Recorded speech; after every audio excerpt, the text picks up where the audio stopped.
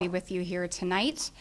This is a really important meeting, so I appreciate you all being here and your evening off. So I want to just start by kind of introducing what we're doing here tonight. This is our second time in Denham Springs. We've had a whole series of public meetings, and I'll walk you through those in a few slides. But we started off this study a little over a year ago, back in the November timeframe. We held public meetings at that time to try to educate ourselves on this area, your flooding concerns, the sources of flooding, your ideas for solutions. And then we came out here again in the April timeframe for our NEPA scoping meetings, and those were to let you know our progress and some of the measures and alternatives that we had been considering as a team. So we have been gone through about a year of work in developing those problems, those opportunities, those measures, those alternatives, developing very rough order magnitude costs and benefits to help us evaluate the different plans that the team has considered and to get us tonight to our tentatively selected plan. So let me stop just for a second and explain what the tentatively selected plan is. As I mentioned, the team's been working for a year. Where we are now is at a district recommendation for a plan to move forward, and I'll walk you through that plan in just a second. So it's the district's tentatively selected plan. What we're doing right now is we're going through 4 different types of reviews. So there is an agency technical review, and that's Corps of Engineers, subject matter experts. They're going through all of our work products, all of the decisions that we made to date, and making sure that we've done a good job. We are doing an independent external peer review. Those are folks outside of the Corps. They're private citizens. They're folks with 30 plus years of experience in their disciplines, for instance, in engineering or in environmental or economics. We hire them, they're contractors, and they also review all of our work products to make sure we've gotten to the right solution. We do a legal and policy compliance review, and so that's just going to make sure we're following the laws, following the regs, following all the guidance. And then the most important one is our public review, and so that's why we're here tonight.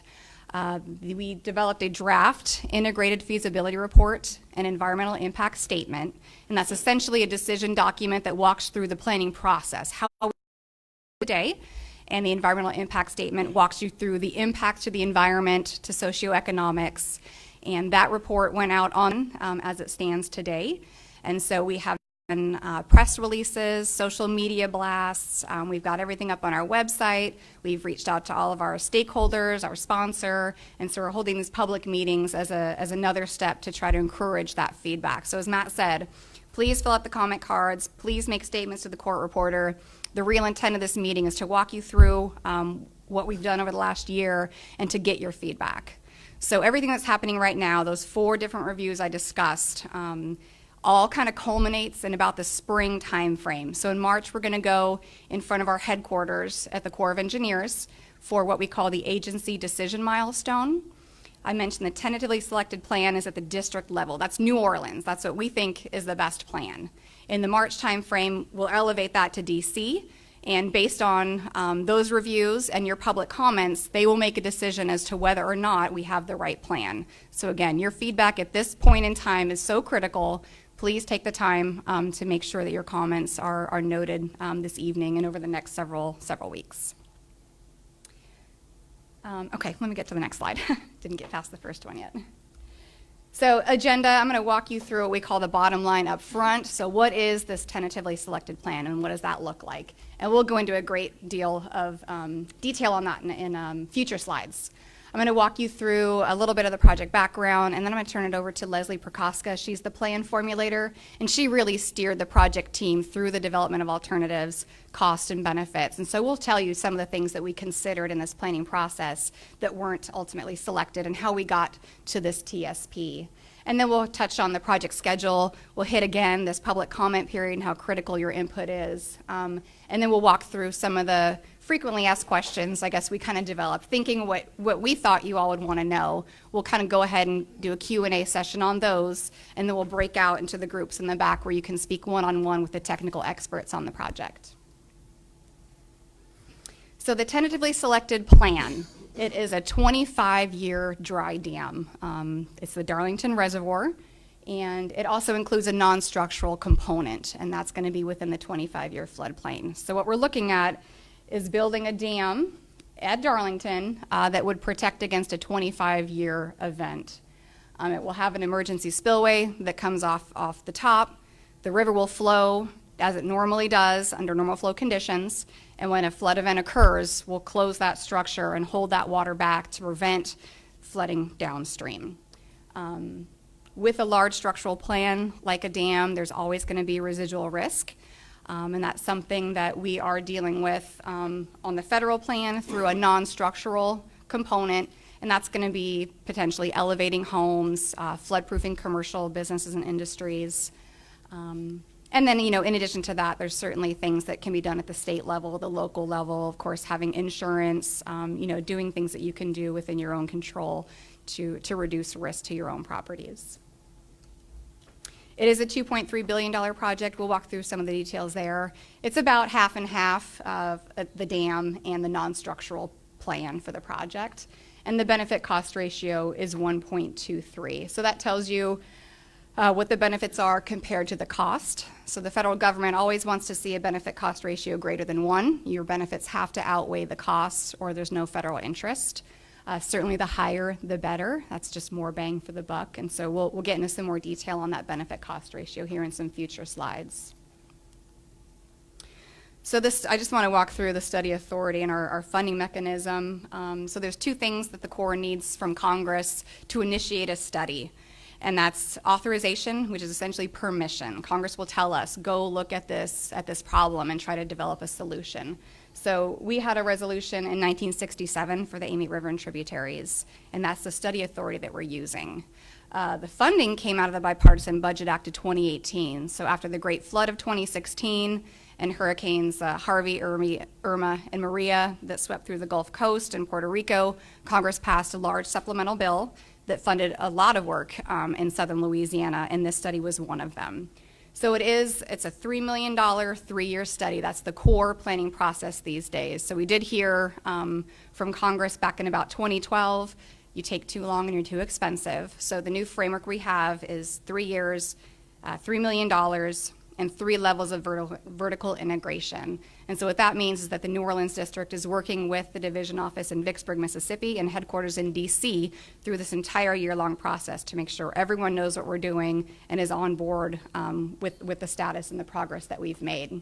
It is 100% federally funded, so typically the Corps is funded incrementally year by year. Congress passes budget acts and we get a little money at a time. But we were blessed to have that money up front that allows the team to really gain and hold momentum on this process. And so we have, like I mentioned, we're about a year into the study now, so about a third of the way through. We're out with you tonight again to try to solicit that public feedback. The agency decision milestone in March will determine whether or not this is the right plan. If it is, we'll go into feasibility level design and kind of work through some of the more technical details on what this plan is going to look like. The study is scheduled to be complete in the fall of 2021. So again, it's just a study at this time. The study will be complete in 2021, and at that time, if we have a favorable recommendation, it will be up to Congress to authorize and fund that project. Coordination, we've done quite a bit of coordination. DOTD is our non-federal sponsor. They've really been instrumental in the project delivery team. They attend our biweekly meetings. They provided us with the H&H model that we use to model the Darlington Dam, as well as the other features that we considered for this project. We have been able to leverage their relationships with FEMA and GOSEP, the Louisiana Watershed Initiative, and so it's really been a big help to kind of try to get everyone involved and wrap our arms around this. We certainly work with all the natural resource agencies at local, state, and federal levels, parishes, city officials. We do monthly stakeholder calls, and we try to keep folks informed as we went through the process. This is a list of the meetings I mentioned up front. We did some kickoff meetings about a year ago on the study again to try to educate ourselves and get your first ideas and feedback on where we should head with the study. And then we had our NEPA scoping meetings where we came out with the alternatives we were considering, including Darlington, to try to get your feedback from that. And so hopefully you see some of that reflected in the report. So I think I probably kind of walked through this in my introduction, but this is the 3-year process that the Corps now goes through. So again, we started in about October of 2018 when we executed an agreement with DOTD to be the non-federal sponsor. That's when the funding came through. We went through the initial scoping process through those public meetings, and we spent the last 9 months really fleshing out those alternatives and getting to the TSP. So what you can see here is we're right about at that 1 year mark where we have identified our tentatively selected plan, and we're moving towards that agency decision milestone. So really important points coming up in the study, critical point for public involvement. Oh, look, there's the animation. So here we are. So the draft report, that's the Integrated Feasibility Report, and EIS, is out on the Federal Register. We have a copy in the back. We're happy to provide those copies. They're on the website. And so again, we're asking you to take a look at that report and provide your comments, your feedback. Let us know what we're missing, what you would like to see, and those comments will be addressed in the final report. And with that, I'm going to turn it over to Leslie Prokoska to walk you through the planning process.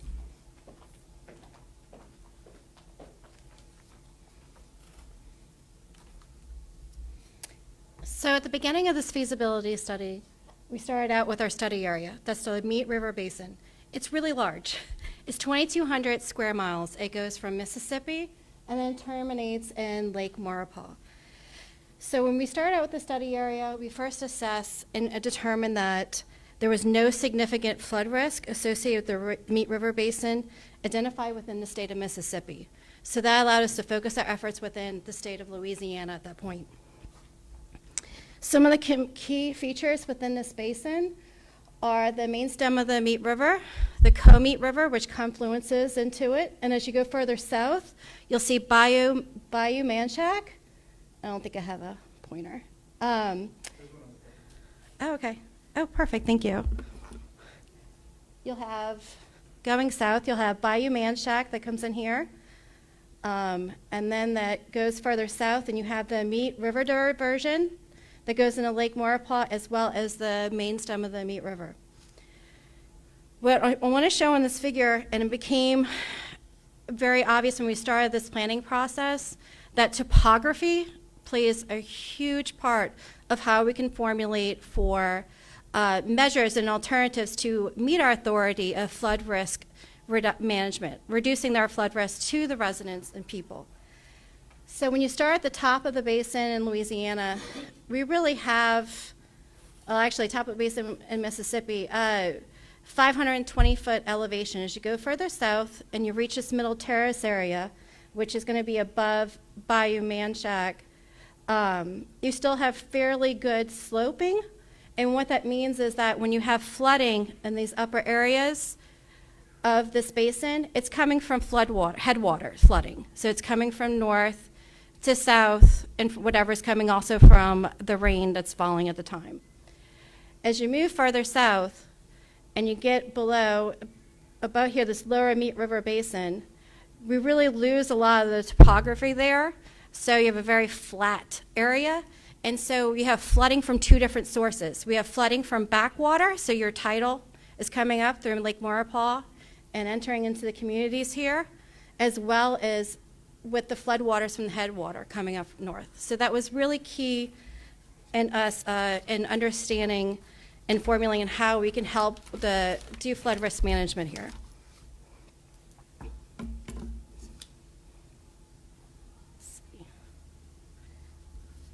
So once we understood that, and we understood the study area, we understood the topography there, we understood where also the population densities were. There's about 900,000 people in the study area.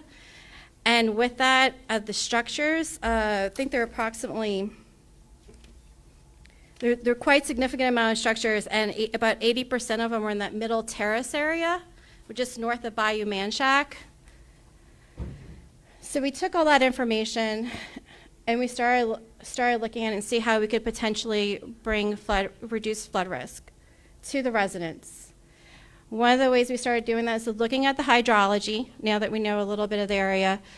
And with the hydrology, we were able to partner with non-federal sponsor DOTD, and we used their hydraulic model. Their hydraulic model they provide us is a HECFDA. It's extremely detailed, very large model and that's what we leverage for our existing conditions. Now, when we take those existing conditions, and they have current LiDAR that they used and ran recently, we then leverage that to develop base conditions. So we call base conditions is the beginning of our planning period. So when we evaluate for a plan to see how effective it is, we use a planning period in all of our flood risk management studies, so they're consistent. And it's a 50-year planning period. So our base conditions for planning purposes begin at the year 2026, and they end in 2076. So it's a 50-year period that we calculate for benefits and reduction of damages. So the base conditions starting at 2026, we took the leveraged DOTD existing model, and we added to that 2 authorized core projects. You saw that in the basin, you're probably familiar and heard of them. We have 2 core construction authorized projects. They were adding in the Comey diversion, which is just above Zachary, which brings water to the west off the Comey, as well as the East Baton Rouge channel improvements. So those 2 projects were included, as well as projected runoff rates. We obviously know over a 50-year period, we use the population growth and development growth that was anticipated in each parish, and that was applied over the 50-year period, since that does impact infiltration rates. As well as relative sea level rise over the 50-year period, that was taken into account. We use intermediate, that is a standard, as well as each of the locally operated flood control measures were handled individually on that. So that brought us to year 2026 for the plan evaluation for the base conditions. Then we go 50 years out and we look at what would happen if we did nothing. Once we include these things that are going to happen regardless if we do a project or not, what's going to happen in 50 years? What is that going to look like? What is the risk to the residents in this Amite River Basin?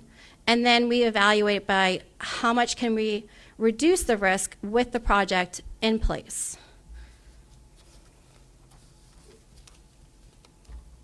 So that brings us to our alternative development. So we have our H&H model going. We leverage especially the base conditions of understanding the hydrology in our basin. And we had our public initial meetings, and we began to continue to evaluate. From our public meetings and historical reports, we identified 34 management measures to assess. And when we assess these, we don't assess them by choosing any community within the basin for a project or another community to see the benefits. We're looking at the basin as a whole and what could be done to increase risk reduction for the residents.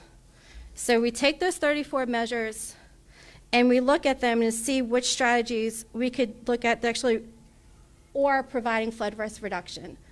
And we use a combination of concept and formulation strategies of removing water, holding water, non-structural, larger projects that affect the upper and lower basin, and then the focus structural, which would be like our flood proofing and elevation.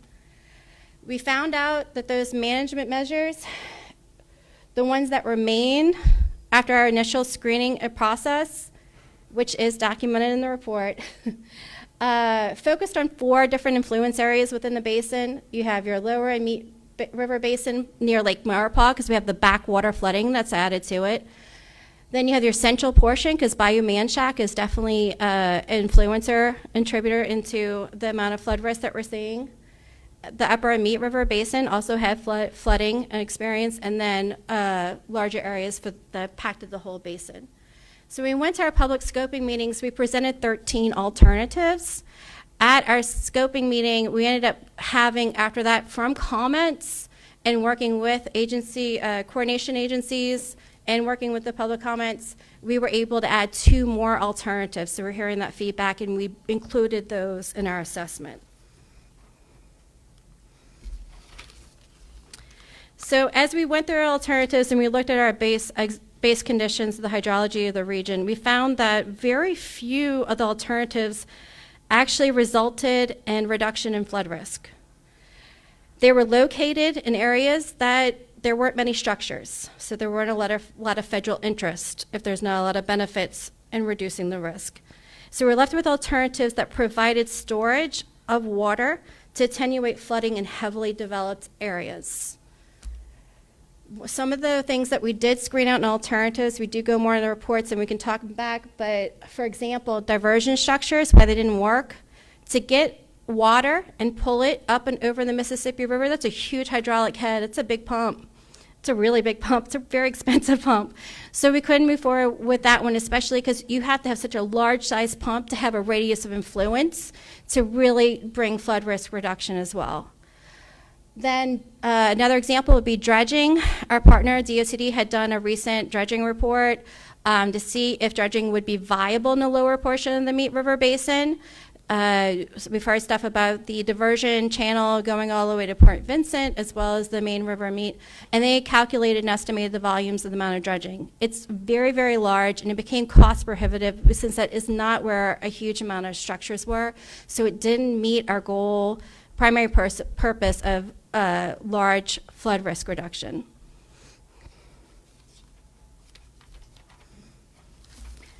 So those 15 alternatives ended up going to what we call a focused array. These are the alternatives that we take a bigger dive into. We put it into the hydraulic model to go to the future with project conditions to evaluate. First, there's no action. That's if we did nothing. What would still be the risk to the residents? 2 would be a very large dam, the Darlington Dam. We did assess it based on a 25-year or 4% annual exceedance probability chance of happening event. We looked at wet and dry reservoir. So wet would be a permanent storage pool of holding water. Dry meaning only it fills up with water during an event and it'll be slowly released over time. Next, we looked at taking dams and placing them on tributaries instead of on the main stem of the river.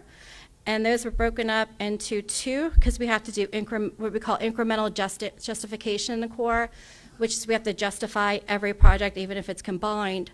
So we took Sandy Creek, which is a very large tributary, one of the largest on the Amite, going into it and put a 1% annual exceedance probability dam or a 100-year dam. So the whole goal was to hold as much water as we could, and so hopefully that would reduce the flood risk downstream of where the dam was on there. As well as we did a combination of 3 other 100-year dams on smaller tributaries, the Darling, Creek, Liley, and Bluff. And then the last one was we looked at non-structural only plans for a 2% annual exceedance event, which is your 50-year event, and the 25-year event, your 4%.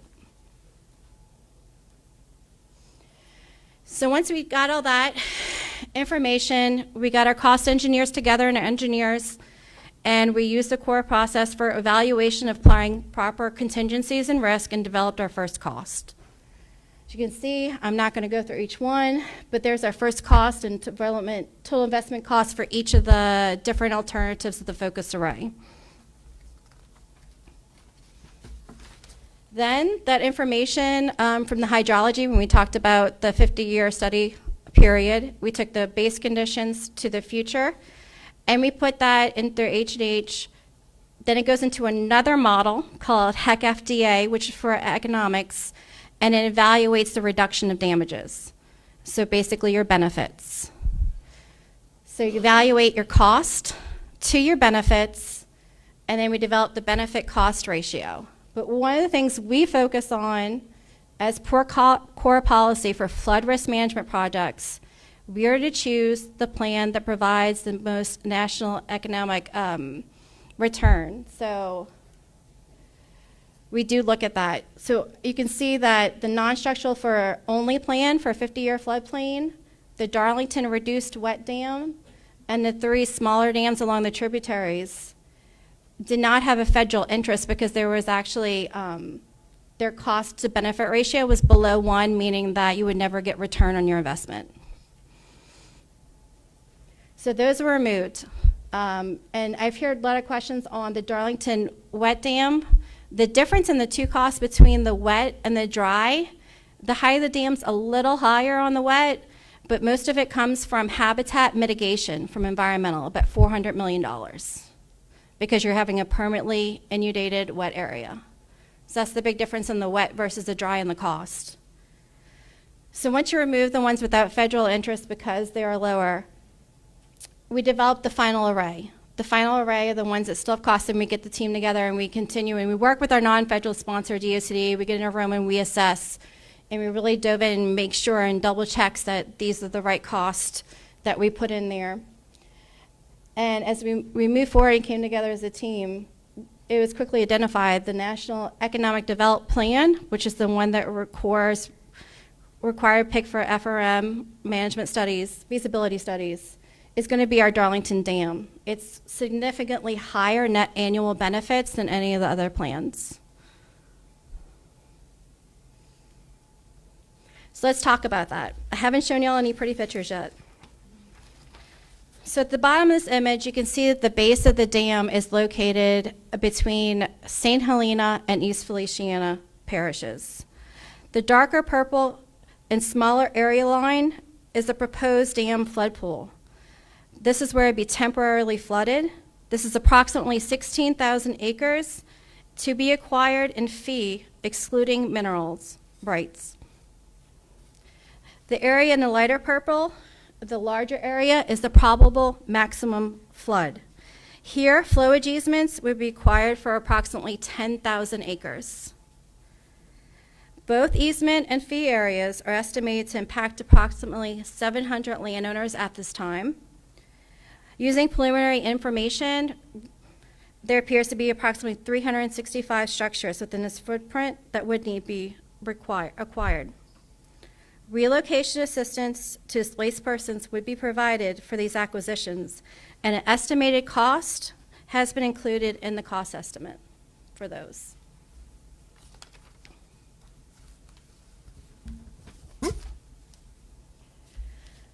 So here's our conceptual of the earthen dam, which does leverage, as a reminder, the core 1997 report. There was a reevaluation report.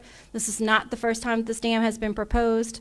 We did give it a fresh look, fresh numbers, but we did leverage it, and we've made a conceptual model to help convey what we're looking at. So Darlington Dam would be an earth embankment dam consisting of a clay core and with a random fill outer layer. The constructed dam has a footprint of approximately 205 acres. The outlet would consist of three 10 by 10 culverts. See them right about here.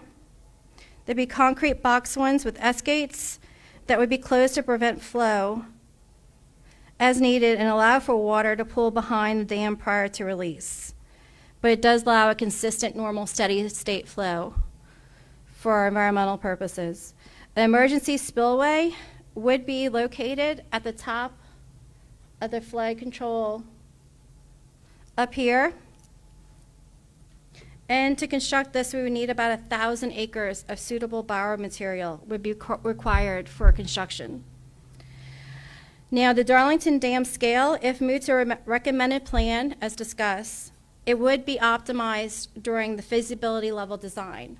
Right now, we've moved forward in the study to this point with the TSP and evaluated the 25-year dam. We have been asked to look at a larger dam than that. We would optimize to whatever would bring the largest NED and cost-benefit ratio, as well as the public comments and the reviews that are going into this. So our TSP is that optimization as well. So know that whatever boundaries we're showing, that's based on the 25-year dam. So we're still working on finalizing this, and our engineers will be here tonight to discuss even further on that. But people are probably asking right now, okay, this is great, or this is a lot of land. This is really impactful. What is the benefits that we are seeing from this? Well, the Amite River lowerings, based on the H&H for downstream, you can see for a typical 4% chance event in Grangeville, you'd have about 8.8 feet lowering, a little less as you get further down from the dam. In Brownsfield, about 7. Denham Springs, 6.5. Port Vincent, 2.7. And it stays relatively scalable as it increases. It gets a 100-year event.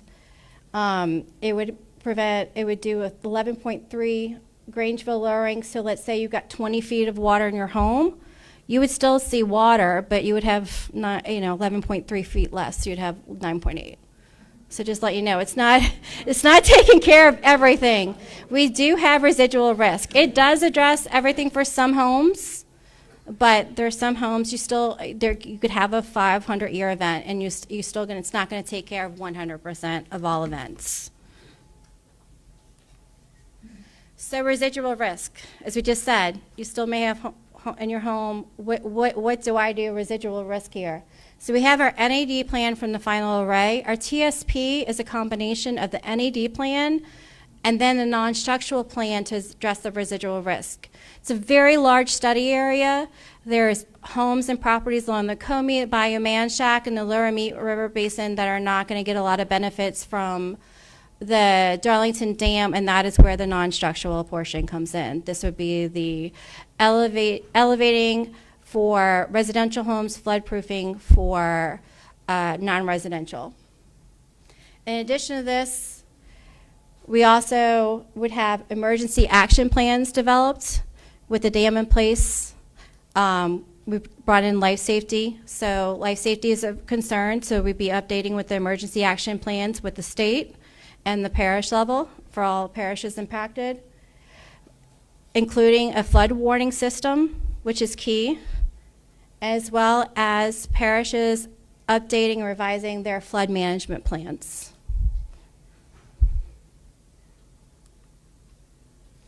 So again, I'm just going over the numbers. So our TSP Selection is a dam with emergency spillway with non-structural optimization for the 25-year floodplain was the non-structural. So anything with the dam in place, whatever size we end up doing, the optimized dam would become the new base conditions, and in anything that structures that would still be in a 25-year floodplain would then, for the Amite River Basin, would then be eligible preliminary for the non-structural plan.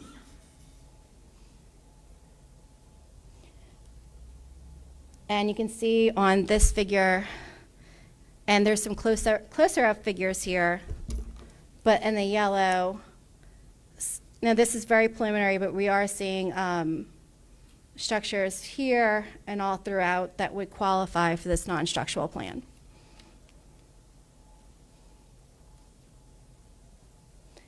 As we move through our screening process and assessing alternatives, we have been heavily engaged with our resource agencies, and environmental evaluation has been a key concern and included in the cost for mitigation. There are cultural impacts, most likely, from this project that's being proposed. So we have identified that. We've initiated consultation under Section 106 with NHPA, with stakeholders, as well as we're working on developing a programmatic agreement with stakeholders as well to meet the cultural. The environmental, we do have the Scenic River Act along where the Darlington Dam is proposed. That is a scenic river. There has been precedence. There is a scenic river for where designation where the Comey diversion is ongoing. And the Darlington Dam also historically had legislation approved for placement of it that has since expired. So there has been historical precedence, and we so far have gotten support to go forward, and that the state would work on. This would be a non-federal, whoever our non-federal sponsor is, responsibility going forward, but likely, hopefully, DOTD. And then the threatened and endangered protected species, we understand there have been assessed, identified. We've been in coordination with it. One of the ones that has been identified is called the Alabama inflated heel mussel splitter, and that one has been identified, and so we were working on that, and it includes our planned surveys for identification of them as well as mitigation. Borrow source, Got to make sure we don't have impacts. It's a huge amount of borrow, so we're working on that. Mitigation plan was included in our draft report as well of how we're going to do habitat mitigation and environmental justice. So I'm going to hand it back over to Sarah to talk about schedule. So I think we covered most of this up front, but just to let you know kind of where we've been and where we're going. We did execute the feasibility cost sharing agreement with DOTD. That was last October in 2018, and that kicked off this study in the 3-year time frame to complete it. The alternatives milestone is when we went in front of our division office in Vicksburg and headquarters up in DC. We talked about the 34 measures that Leslie discussed, and we let them know what we were looking at, where we were headed, and the feedback we've received to date, and that was a successful meeting. The TSP milestone was held in September, and that kicked off this public review period and all of the technical reviews, and so that's where we currently are right now. I mentioned before a few times, spring 2020 is the agency decision milestone. Again, that's when there's going to be a corporate decision on what plan to move forward with, and so the public comment, technical comment is going to influence that decision. We will, if that is a successful milestone, we will then spend the next 9 months or so doing feasibility level design. So what we've done to date is very conceptual. We don't have surveys, we don't have borings, we don't have individual landowners are identified. Everything that we've done is a very rough order of magnitude just to see if there's a potential project out there, a potential for the federal government to invest in a project like this. So we will spend some more time digging into this and trying to see what we're going to be up against as far as borrow sources and material for this project. And that leads us into the Chiefs report. Again, fall of 2021, we intend to have a Chiefs report that could go to Congress. Again, it will require additional authorization and appropriations before any project is built in this area. And I'm just going to walk through the FAQs. Again, we're going to have folks at the tables in the back. There's signs up, so if you have a specific question on real estate, you can speak with those folks. Engineering, you can speak with those folks. We'll try to tackle a couple of the big ones that we think you're interested in up front. So, one question that we hear is this dam going to protect every structure that was impacted by the 2016 event? So the first thing I'll tell you is we don't model for one event. That's something locals can do, the Watershed Initiative might do, but we don't look at protecting from one event. What we look at is this entire basin. We look at a whole suite of events, everything from a 2-year storm to a 500-year storm. Rainfall all across the basin. What's the best thing we can do for a variety of conditions that can take place? So we can't tell you today what would have happened in 2016 if this was in place. What we look at is what does the future look like? What are the range of scenarios that can occur, and what do we think the best solution would be to address those? And I mentioned earlier, no areas are fully protected. A dam isn't going to protect everyone, right? There's going to be residual risk. There's going to be risk from living downstream of a dam, upstream of a dam. There's things that we can do through non-structural plans. There's things that we can do with local ordinances, insurance to try to combat some of that risk, but that's everyone's responsibility. So will there be another chance to provide feedback? So under traditional core process, we go out for a 45-day public review, and that's where we are today. That ends, I believe, on January 13th, as it's currently scheduled. So we're coming out about halfway through the period. Again, we sent out those press releases, the social media blasts, trying to let you all know that report is out there. Please read it. We're having this meeting about midway through it to say, hey, that report's out there. And then there's a few weeks left in the comment period, so you have some time to look at that and get us your feedback. That being said, if there's major changes to the tentatively selected plan, if there's major public comment and feedback at this point that jeopardizes the agency decision milestone, we'll certainly be back out for public comment. So how were the meeting locations chosen? Leslie walked through, this is 8 parishes in Louisiana, 4 in Mississippi. It's a large, large study area. We can't go to every community. And so we've tried to go to the populated areas. We've tried to spread ourselves around. We've been in New Orleans, been in Denham Springs, we've been in Prairieville, we've been in Clinton. We were in St. Helena earlier today. So we're trying to kind of spread around, but we can't be everywhere. So certainly our apologies if we weren't in your neck of the woods, and appreciate the distances some of you have had to travel to be at this meetings. We are trying to get a good spread, and we're trying to come back to the areas we've been to before that have had successful turnout, like this meeting back in April. So am I located in the dam and reservoir footprint? So we don't know that today. What we have is a very conceptual plan. You know, you can look at the maps. If you're smack dab in the middle of it, you know, there's a good chance you're going to be in the footprint. But as Leslie walked through, we're going to optimize this plan. We're going to look at up to a 100-year dam, which is going to increase that area. We're going to refine those boundaries. When we get surveys and borings, that might change the way this whole project looks. And so we can't tell you at this address you're going to have an impact or an acquisition required. But we will know more as time goes on. And again, there's more information that real estate can help walk you through, and certainly the final report will have all of those details laid out. We're just not there yet. Am I part of the non-structural plan? So again, we don't know that. When we looked at this up front, we looked at the dam, at reducing flood risk through a dam, and we looked at it through a non-structural plan. What we need to do now as the team after this agency decision milestone is say, okay, if the dam moves forward, now we have a dam. Now where do we have non-structural? So we'll have to take a fresh look at non-structural, because that's going to change that 25-year floodplain and folks that are impacted. So I think we will develop that as we go, again, based on public feedback. We don't have structure by structure information right now. So when is this project going to start? You know, your guess is as good as mine. This is a study. We have 2 more years to get through that study at a minimum to come up with a plan. At that point, it goes to Congress, and they've got to take those 2 actions. They've got to give us authority to construct the project and then money to do it. So there's a lot of uncertainty out there. Certainly, several years of design will have to go into it before construction starts. So this is well into the future. And then here's just some information. I think this is on the fact sheets in the back of the room and the comment cards. So we do have a public email address, a public website. You can download the full report and all the technical appendices at the site that you see here. And we certainly encourage you to do so. Again, we'll mention the court reporters up front, tables in the back, comment cards are critical. Everything that's provided to us from the court reporter and the comment cards will be addressed in the final report. We will all take notes as we talk to you in the back, but please try, if you can, to speak with the court reporter or to get your comments down in written form, and we will address those through the next phase of the project. Thank you.